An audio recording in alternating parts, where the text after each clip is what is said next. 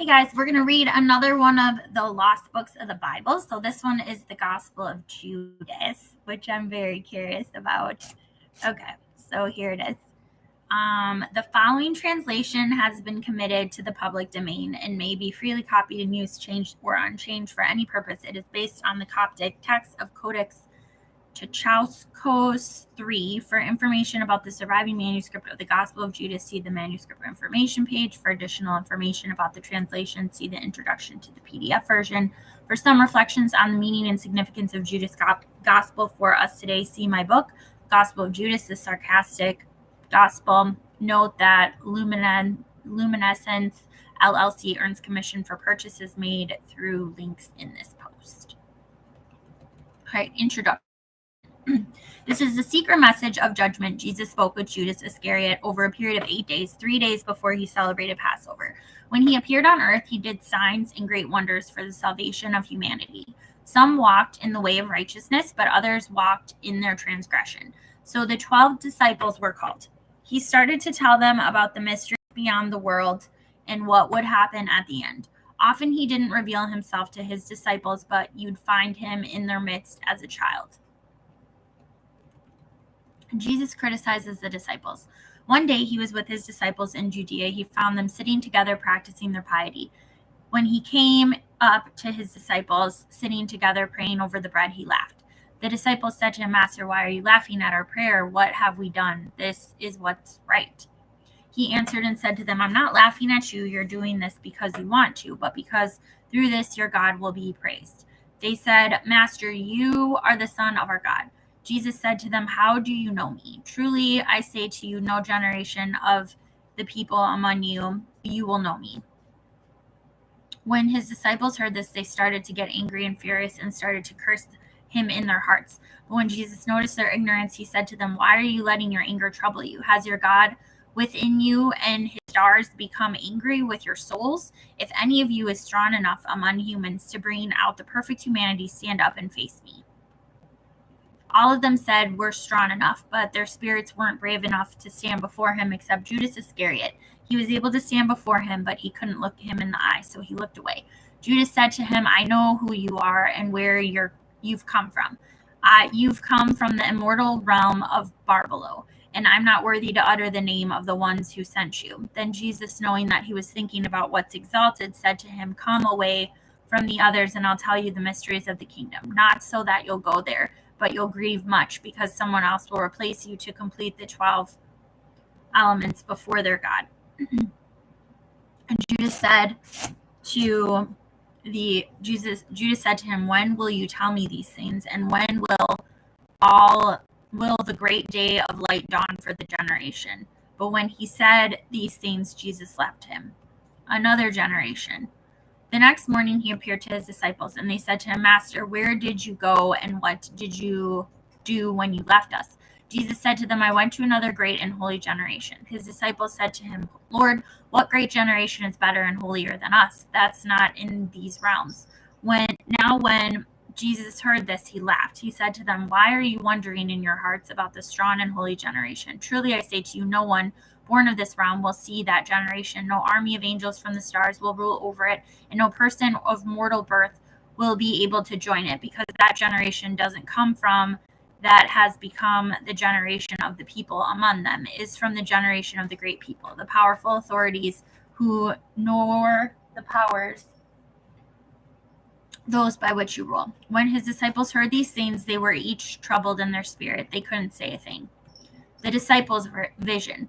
Another day Jesus came up to them. They said to him, Master, we've seen you in a dream because we had great dreams last night. But Jesus said, why? Hidden yourselves?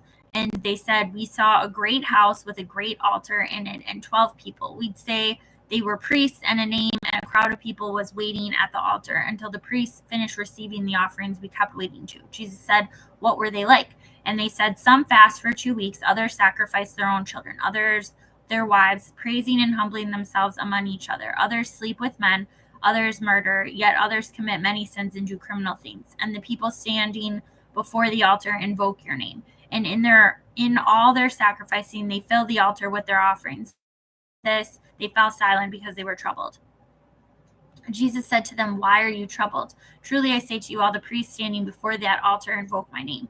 And again I say to you, my name has been written on this house of the generations of the stars by the human generations, and they have shamefully planted fruitless trees in my name." Jesus said to them, "You're the ones receiving the offerings on the altar you've seen. That's the God you serve. And you're the 12 people you've seen. And the animals you saw brought in to be sacrificed are the crowd you lead astray before that altar. Your minister will stand up and use my name like that, and the generations of the pious will be loyal to him.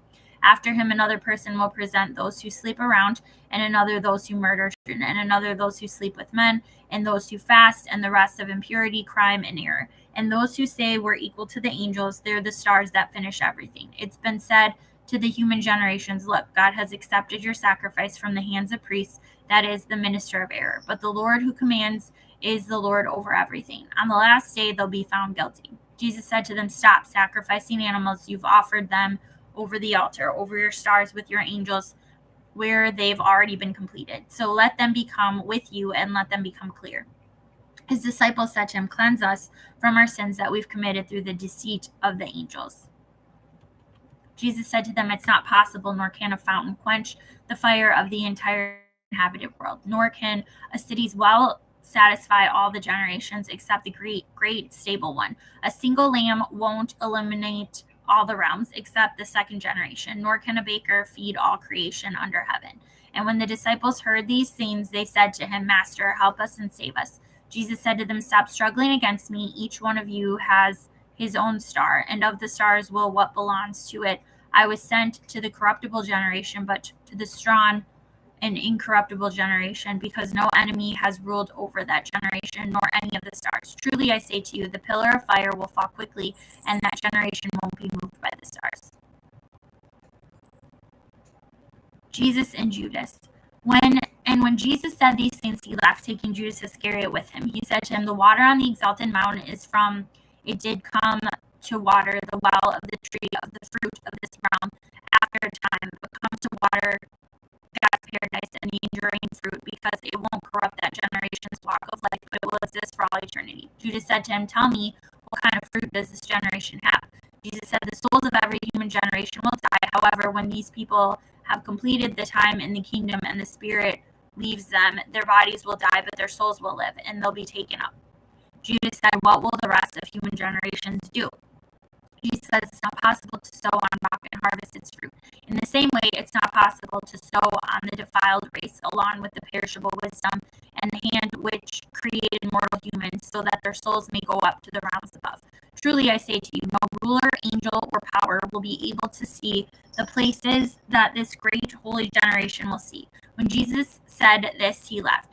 Judas said, Master, just as you've listened to all of them, now listen to me too, because I've seen a great vision. But Jesus laughed when he heard this. He said to him, why are you all worked up, you 13th demon? But speak up, and I'll bear with you. Judas said to him, in the vision, I saw myself. The 12 disciples are stoning me and chasing me rapidly. And I also came to the place where I had followed you.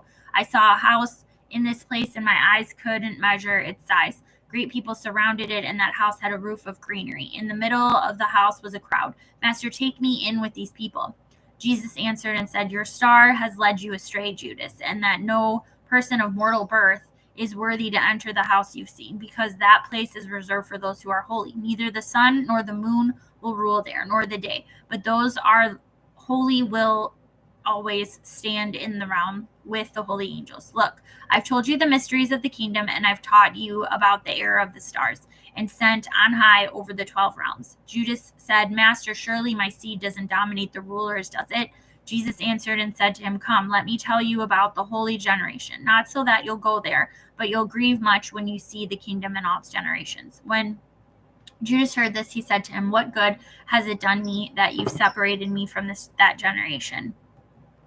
Hey, Baxter. Jesus answered and said, you'll become the 13th and will be cursed by the other generations and will rule over them. In the last days, they'll to you, and you won't go up to the holy generation. This reveals everything to Judas. Jesus said, come and I'll teach you about the mysteries that no human will see, because there exists a great and boundless realm whose horizons no angelic generation has seen, in which is a great invisible spirit, which no angelic eye has ever seen, no heart has ever comprehended, and it's never been called by any name. And a luminous cloud appeared there, and he, the Spirit, said, "Let an angel come into being to attend me." And a great angel, the self-begotten, the God of the light, emerged from the cloud, and because of him, another 4 angels came into being from another cloud, and they attended the angelic self-begotten, and said, "The self-begotten, let a realm come into being." And it came into being just as he said. And he created the first luminary to rule over it. And he said, "Let angels come into being to serve it." And myriads without number came into being. And he said, "Let a luminous realm come into being," and it came into being. He created the second luminary to rule over it, along with myriads of angels without number to offer service. And that's how he created the rest of the realms of life. And he made them to be ruled and created for them myriads of angels without number to assist them. And Adamus was in the first cloud of light that no angel could ever see among all those God called God. And Adamus begot Seth in that place after the image of and after the likeness of this angel. He made the incorruptible generation of Seth appear to the 12 androgynous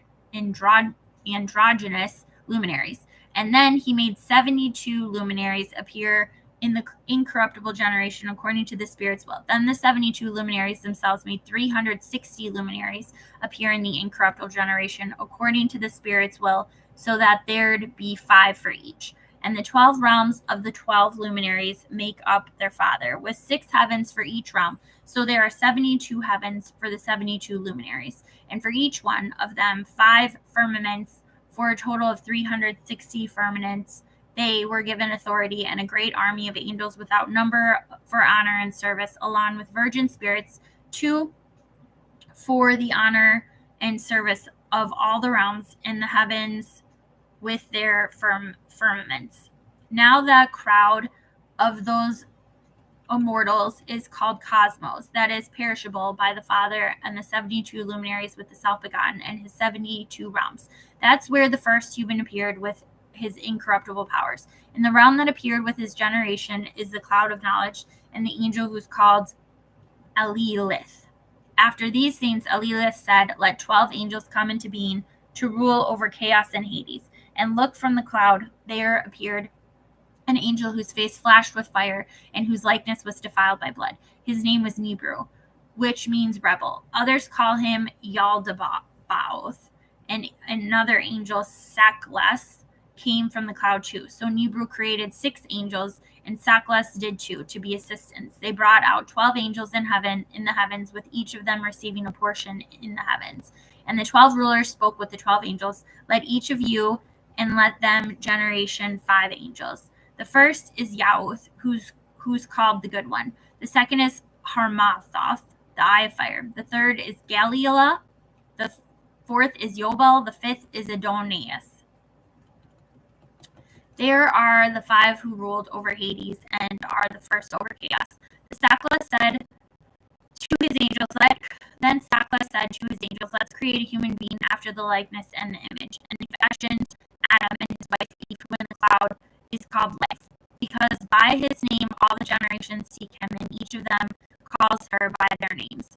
Now Saklas didn't command to give birth except among the generations which this, and the angel said to him, "Your life will last for a limited time with your children." Then Judas said to Jesus, "How long can a person live?" Jesus said, "Why are you amazed that the lifespans of Adam's generation are limited in the place he's received his kingdom with his ruler?" Judas said to Jesus, "Does the human spirit die?" Jesus said, "This is how it is. God commanded Michael to loan spirits to people so that they might serve. Then the Great One commanded Gabriel to give spirits to the great generation with no king, the spirit along with the soul. So the rest of the souls light the chaos, seek the spirit within you, which you've made to live in this flesh from the angelic generations." Then God caused knowledge to be brought to Adam and those with him, so that the kings of chaos and Hades might not rule over them. Then Judas said to Jesus, "So what will those generations do?" Jesus said, "Truly I say to you, the stars complete all these things. When Saklas completes the time span that's been determined for him, their first star will appear with the generations, and they'll finish what's been said. Then they'll sleep around in my name, murder their children, and they'll evil in the realms bringing the generations and presenting them to sackcloth. And after that will bring the 12 tribes of Israel from the generations will all serve sackcloth, sinning in my name. And your star will over the 13th realm will rule over the 13th realm. Then Jesus laughed. Judas said, Master, why are you laughing at me? Jesus answered and said, I'm not laughing at you, but at the error of the stars, because there's 6 stars go astray with these 5 warriors, and they'll all be destroyed along with their creations. Then Judas said to Jesus, what will those do who've been baptized in your name? The betrayal. Jesus said, truly I say to you, the baptism which they've received in my name will destroy the whole generation of the earthy Adam. Tomorrow they'll torture the one who bears me. Truly I say to you, no hand of a mortal human will fall upon me. Truly I say to you, Judas, those who offer sacrifices to sackcloth, everything that's evil. But you'll do more than all of them, because you'll sacrifice the human who bears me. Your horn has already been raised, your anger has been kindled, your star has ascended, and your heart has strayed. Truly I say to you, your last and the thrones of the realm have been defeated. The kings have grown weak, the angelic generations have grieved, and the evil they sowed is destroyed, and the rulers wiped out. And then the fruit of the great generation of Adam will be exalted, because before heaven, earth, and the angels, the generation from the realms exists. Look, you've been told everything. Lift up your eyes and see the cloud with the light in it and the stars around it, and the star that leads the way is your star. Then Judas looked up and saw the luminous cloud, and he entered it. Those standing on the ground heard a voice from the cloud saying, the great generation, and Judas didn't see Jesus anymore. Immediately there was a disturbance among the Jews, more than their high priest grumbled because he'd gone into the guest room to pray. But some scribes were there watching closely so they could arrest him during his prayer, because they were afraid of the people, since they all regarded him as a prophet. And they approached Judas and said to him, what are you doing here? Aren't you Jesus' disciple? Then he answered them as they wished. Then Judas received some money and handed him over to them. All right, guys, that was the Gospel of Judas. Thanks for watching. Bye.